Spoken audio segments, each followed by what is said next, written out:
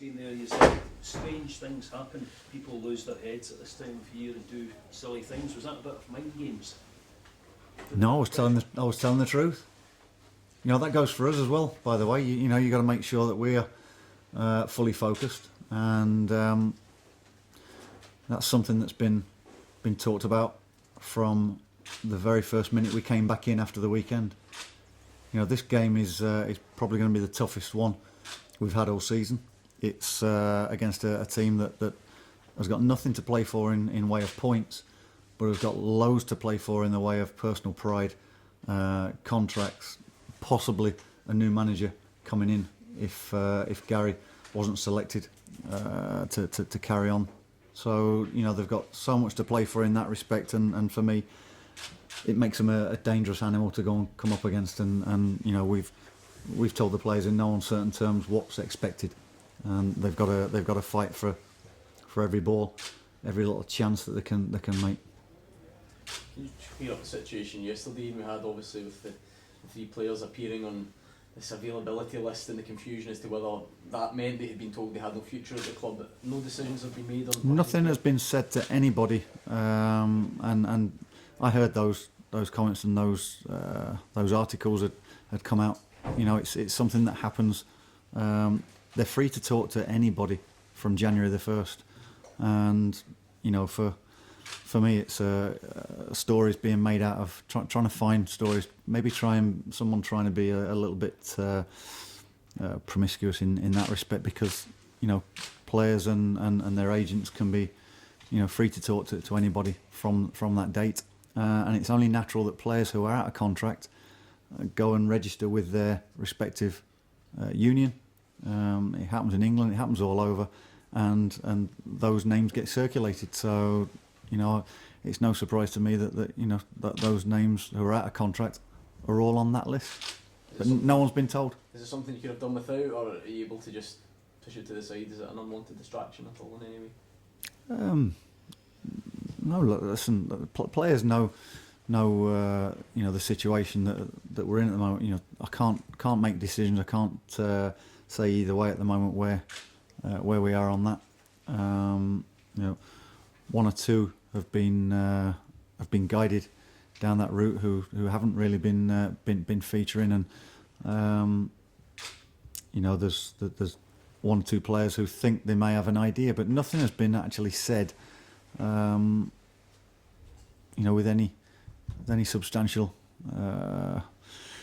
backing from me on that, and for me it is a story being made out of nothing at the moment. How much progress has been made with a new deal potentially for Lee Irwin in a week that he's now starting to attract a bit of interest, or at least speculation? Well, Lee knows exactly what we think of him, and we know that you know, if he's decided to take his time on that, then that's fine. Nobody's rushing anybody into it. Nobody's you know, we're trying to find what's right for the club, and Lee's very, very happy playing his football here. He's playing games. He's enjoying his football. He's producing some of his best football since he's been here. He's scoring goals on a regular occurrences, and that's only going to court interest from people. We know that.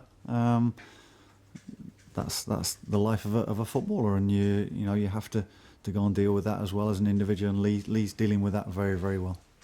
After the result last week, is the belief as strong as ever that you can avoid the drop? For sure, yeah, without doubt. You know, we've 2 games now before the playoffs, and you know, we're in there. We're in there very much so, because we know that we've got it within us to go and win those 2 games, and ask real questions of the other 2 above us. Yeah. And there's been suggestions that if results go the right way, that this weekend that Ross County on the last day of the season, you know, they could play a draw, and both of them would be safe, putting Motherwell in 11th place. Is that a worry for you at all? Let's not even worry about that last week. You know, we deal with St Mirren tomorrow. That's the game. I can't worry about whether teams look to try and play out a draw. You know, we're not at that scenario, so not even bothering talking about that. Obviously, you want other results to go your way tomorrow, away from the from Paisley, but how do you make sure that the players are fully focused on their own game rather than worrying They're fully focused because it's again strong words have been spoken about all week. That this is a real crucial tie for us. We'll have a lot of support going to Paisley tomorrow. I don't want to let them down. The team doesn't want to let them down. They've put a lot of faith in us. You know, we had the sponsors dinner this week, and there's a lot of people. You see what it means to people. You see what travelling away from home isn't easy. Financially, it's a big ask week in, week out, and we don't want to let them down. The minds can't be elsewhere. It's got to be on beating St Mirren tomorrow, because I tell you that'll be a tough game. And if we're not quite right, if we are only 95% at it, 90% at it, then we'll get beaten. You mentioned not letting the fans down. Or you've done very well at home recently. The last 2 away games, you've had a big support, and you've lost a couple of games. Is that something that you really want to put right to make sure that this time the big away supporters are working? Of course, yeah. It's it's one of the worst feelings in the world. You go away from home, you see your fans, supporting you, and all of a sudden, you know that they have to make the journey home disappointed. So am I. So are the players, and it's our home form has been strong. But the last time we went to Paisley, we won 1-0, clean sheet, came home with 3 points, and that's what we intend to come back with tomorrow.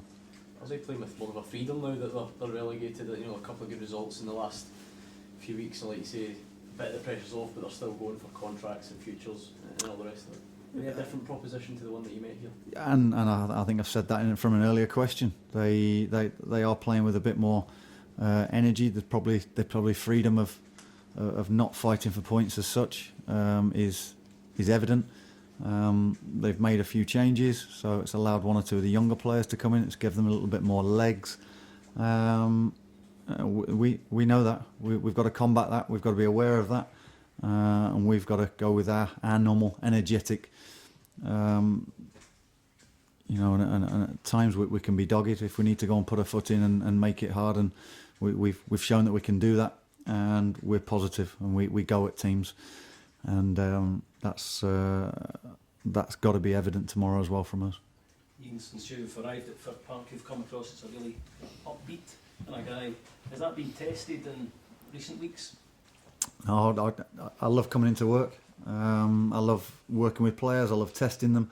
I love being tested myself. Me and my coaching staff are enthusiastic whenever we're in and around the group. Whenever we're on the training pitch, I think it has to come from us. The players take a lead from the manager and coaches. I don't think I've been pretty much the same, throughout my time here. And there's times to go and enjoy training sessions. There's time to be happy and enjoy it, but there's time to be serious and focus. And you've got to try and find the right mix and blend to try and inspire the troops forward. You must be cursing Jim McIntyre and Billy Dodds, mind you. Is it something like 8 wins and a draw in 9 games? And they're still not away from us, are they? So for them, it's been a fantastic run, definitely, and they've gone and picked up some real useful points, and maybe they're just thinking, well, we should be out of it by now, and they're not. So they'll know that they've not won for a couple, and things can change very quickly. And it could yet come down to goal difference. You must feel you've got some goal scorers in your team, like Scott McDonald and Erwin. Yeah, not just them. We've scored goals from all areas, and that includes impact from the bench as well. So yeah, we have got goal scorers in a lot of areas, and we intend to try and use them. Is there any team news you can tell us about at all? Louis won't make it, no. But Josh Law will be added to the squad. So he's come back into training this week, and that gives us a good number to work with. Ian, sorry, just on a completely different tangent, STV's got our last Champions League game in the Champions League final. We're just asking all the Premiership coaches for their predictions. So Barcelona, Juventus, who do you fancy out of that? I think it'll be a real war of attrition tactically. I think Juventus defensively look very, very solid, very sound against the attacking threat of Barcelona with the Neymar, Messi, and Suarez if he's fit. But so I think it'll be a real difference in styles. The counter attacking of Juventus against a fully attacking side of Barcelona. It wouldn't surprise me if Juventus nick one on the break.